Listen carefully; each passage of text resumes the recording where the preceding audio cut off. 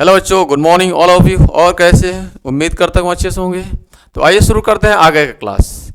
तो अगला है क्वेश्चन नंबर पहले का पार्ट नंबर 4। कह रहा है 4u² प्लस 8u। इसका आपको सबसे पहले शून्य ज्ञात करना है। शून्य निकालते हैं सबसे पहले। तो आप देखिए इस बहुपद के अंदर तो 4u यानी 4u कॉमन है। 4u अगर हम बाहर ले लेते हैं तो मिलेगा u प्लस 2। ठीक है, u प्लस 2। अब इसे हम तुलना करें। इससे हम यदि अब तुलना करें, ठीक है, 0 से, तो हम कहेंगे कि इसलिए 4u² प्लस 8u का मान शून्य है। मान शून्य है। शून्य है जब, ठीक है, 4u बराबर शून्य या 4u बराबर शून्य या u प्लस 2 बराबर शून्य। u प्लस 2 बराबर शून्य। तो यहां से u बराबर निकल कर आ जाएगा, वो 0/u से डिवाइड करेंगे, 4 से डिवाइड कर देंगे। या u बराबर 2 उधर जाएगा, उस साइड जाएगा तो माइनस का 2, यानी यहाँ u बराबर 0 आ गया और यहाँ पे u बराबर माइनस का 2 आ गया। तो आप कहेंगे इसलिए 4u प्लस 8u का के शून्यक, ठीक है, के शून्यक कौन कौन है? 0 और माइनस का 2 है। ठीक, अब इसके शून्यकों और गुणांकों में संबंध, इसके शून्यकों और गुणांकों में की संबंध की सत्यता की जांच करते हैं। तो लिखेंगे शून्यकों का योग, शून्यकों का योग। शून्य का योग कितना है? शून्यक 0 और माइनस 2 है, तो दोनों को योग कर लेंगे यानी जोड़ लेंगे। योग का मतलब जोड़ना, दोनों को जोड़ेंगे तो मिलेगा माइनस का 2। और माइनस 2 को हम लिख सकते हैं इस रूप में। ठीक है, इससे हमको तुलना करना है, इसके गुणांकों से हमें सत्यता की जांच करनी है। तो इसके गुणांक के रूप में करेंगे तो ऊपर नीचे हम गुणा करेंगे 4 और 4 से। जैसे ही 4 से गुणा करेंगे तो 4 दूना 8 बन जाएगा, तो माइनस का 8 बटे में 4 करने 4 बनेगा। अब आप देख सकते हैं इस 8 को लिख सकते हैं ऐसे, यानी सिर्फ 8 को देखिए, सिर्फ 8 किसका गुणांक है? u का। तो आप माइनस को बगल में लिखेंगे, आप लिखेंगे u का गुणांक, u का गुणांक बटे में 4 किसका गुणांक है? u² का गुणांक। आप लिखेंगे u² का गुणांक, u² का गुणांक। ठीक है, शून्यकों का गुणनफल दूसरा होता है शून्यकों का गुणनफल। शून्यकों का गुणनफल, शून्यकों का गुणनफल। शून्यकों का गुणनफल क्या होता है? दोनों शून्य गुणा कर दें, शून्य 0 है और माइनस 2 है, तो ये हो जाएगा 0 माइनस का 2, गुणा होगा तो हो जाएगा 0। आप 0 को लिख सकते हैं 0 बटे में 4, कोई दिक्कत नहीं होना चाहिए। 0 का मतलब यहाँ पे आप तीसरा पद लिखना चाहें तो लिख सकते हैं क्या? 0 लिख सकते हैं 0। अगर आप 0 लिखेंगे तो ax² plus bx plus c रहेगा। c का मतलब अचर पद, तो यहाँ पे लिखेंगे अचर पद, अचर पद। और 4 क्या है? 4u² का गुणांक है, तो हो जाएगा u² का गुणांक, u² का गुणांक। बात समझ में आ गई है? बात समझ में आ गई है? ये आपके पास रहा, नोट करें।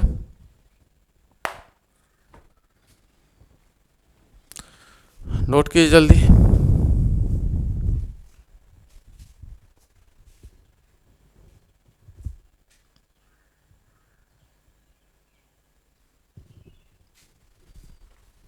हो गया? आइए अगला पार्ट इसका लेते हैं। पार्ट नंबर इसका 4 या 5, 4 हो गया, 5। अगला है t² माइनस का 15। इस बहुपद का आपको निकालना है शून्य और इसके शून्यकों और गुणांकों में निकालना है संबंध। संबंध की सत्यता की जांच करनी है। आइए सॉल्व करते हैं। इसको लिखेंगे, जब इसको सॉल्यूशन करेंगे हम तो लिखेंगे टी स्क्वायर माइनस का 15। आप सोचिए 15 का स्क्वायर करना है, यानी टी स्क्वायर है तो ये 15 का भी स्क्वायर करें, यानी आपको इसे बनाना है ए स्क्वायर माइनस बी स्क्वायर के रूप में। तो इसे स्क्वायर के रूप में बनाने के लिए आप करेंगे क्या, इसे स्क्वायर के रूप में बनाने के लिए आप 15 का स्क्वायर कर लीजिए, लेकिन इसे रूट के अंदर डाल दीजिए। अगर रूट से बाहर निकालेंगे तो वापस 15 ही मिलेगा, क्योंकि ये स्क्वायर से ये रूट समाप्त हो जाता है, तो वापस पुनः 15 मिल जाएगा। हमारी बात समझ में आ रही है? तो आइए, यानी यदि किसी भी वैल्यू को आप 5 है 5 का स्क्वायर करना चाहते हैं तो रूट के अंदर लिख दीजिए, क्योंकि बाहर निकालेंगे तो वापस 5 मिल जाएगा। बात समझ में आ गई? तो इस तरह से इसे हम स्क्वायर के रूप में बना दिए। अब इसे हम दो हिस्सों में बांटेंगे, a प्लस बी और a माइनस बी के रूप में। तो a प्लस बी यानी t प्लस अंडर रूट में 15 और दूसरे में t माइनस अंडर रूट में 15। और फिर लिखेंगे, ठीक है। इसलिए टी स्क्वायर माइनस 15 का मान 0 है, इसका मान 0 है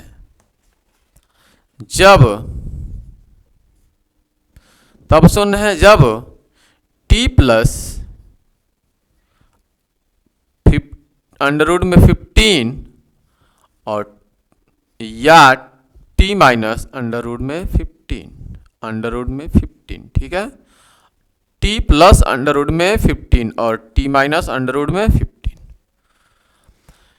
अगर आप t बराबर लिखना चाहते हैं तो माइनस का अंडर रूट में 15 हो जाएगा, और या यहाँ पे t बराबर लिखना चाहते हैं तो ठीक है लिख देते, पूरी बात लिख देते हैं। का मान 0 है जब इतना t प्लस अंडर रूट 15 या t माइनस अंडर रूट 15 हो।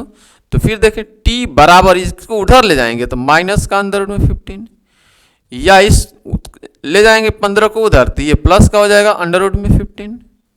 तो ये इसके दो शून्य निकल कर आ रहे हैं, लिखेंगे आप। अतः इसलिए टी स्क्वायर माइनस 15 के शून्य कौन कौन है? शून्य है माइनस अंडर रूट में 15 और अंडर रूट में 15 है, ठीक है। ये होंगे आपके पास, आप लिखेंगे शून्य को का, ये आपके पास शून्य निकल कर आए हैं। ये क्या निकल कर आए हैं? शून्य निकल कर आए हैं। बात समझ में आ रही है? यह शून्य का आपके पास निकल कर आए हैं। शून्य को और गुणांकों में संबंध लिखते हैं, तो लिखेंगे शून्यकों का योग,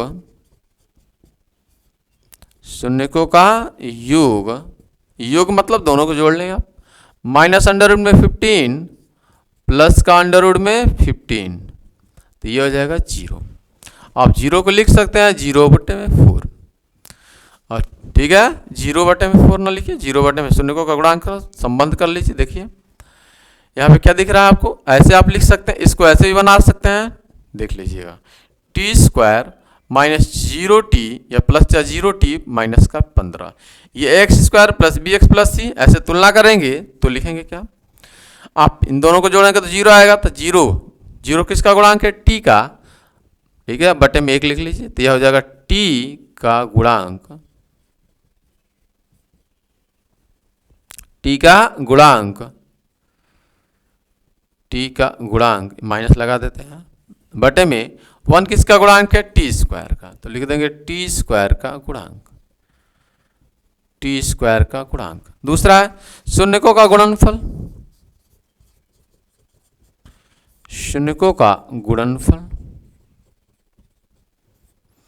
ठीक है, गुणा कर देते हैं। माइनस अंडर रूट में 15 गुणे में और प्लस का अंडर रूट में 15 गुणा करेंगे तो आएगा सिर्फ 15 को लिख सकते हैं 15/8। 15 क्या है? 15 क्या है? अचर पद है। 15 क्या है? अचर पद है, ठीक है।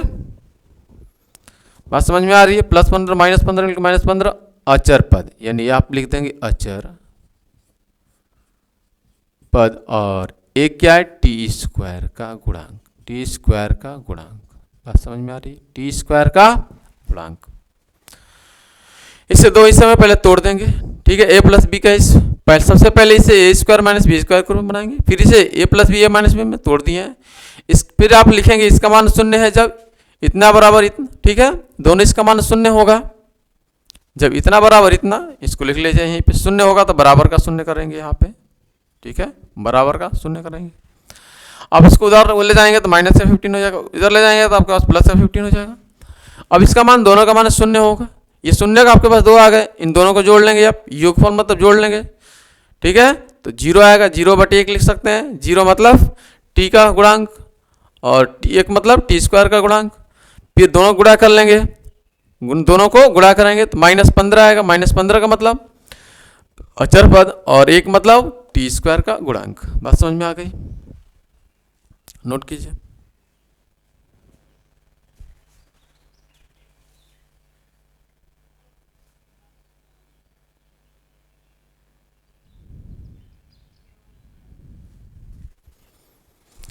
अगला लिखें आप, पार्ट नंबर 6, 3x² - x - का 4। इसको आप सॉल्व करें तो 3x² - x - 4 को आप देखिए, 3 चौका 12, 3 चौका 12, आप इसे तोड़ दीजिए, ठीक है, इसे तोड़ दीजिए, 3x² माइनस का, ठीक है, 3 और 4 में तोड़ दीजिए तो प्लस का 3x माइनस का 4x माइनस का 4, दोनों में से 3 कॉमन ले लीजिए, 3x बाहर निकलेगा तो x + 1 बचेगा, दोनों में से -4 कॉमन ले लीजिए तो बचेगा x + 1 बचेगा। अब x + 1 एक ब्रैकेट में हो जाएगा, दूसरे में हो जाएगा 3x - 4। बात समझ में आ रही है, दूसरे ब्रैकेट में हो जाएगा, आप लिख लेंगे, आप इसको लिखेंगे, आप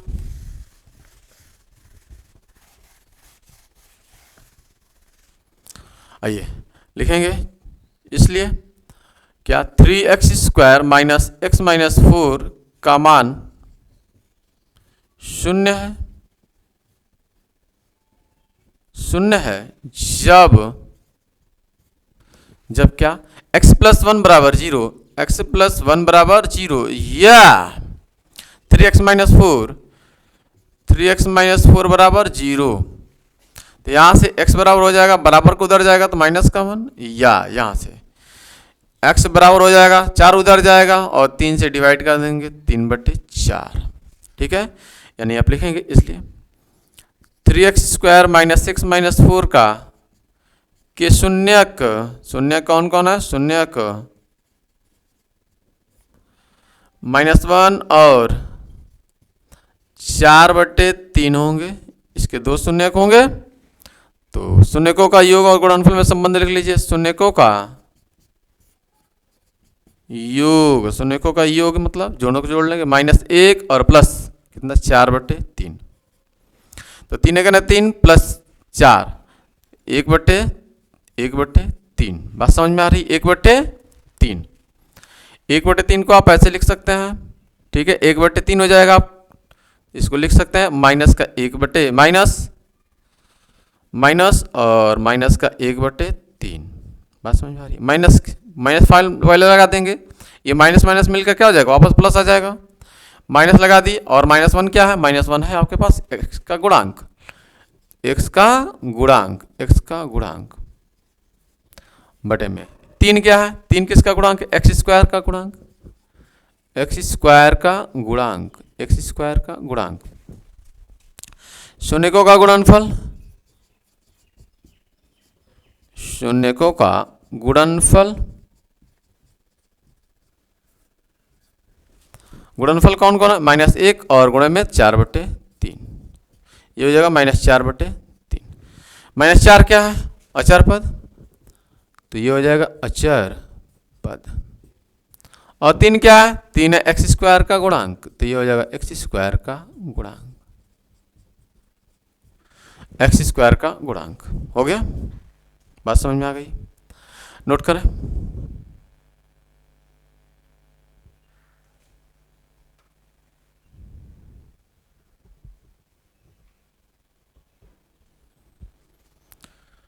तो बस आज के लिए इतना रहने देना, ठीक है, नेक्स्ट दिन हम बात करते हैं, अगले दिन।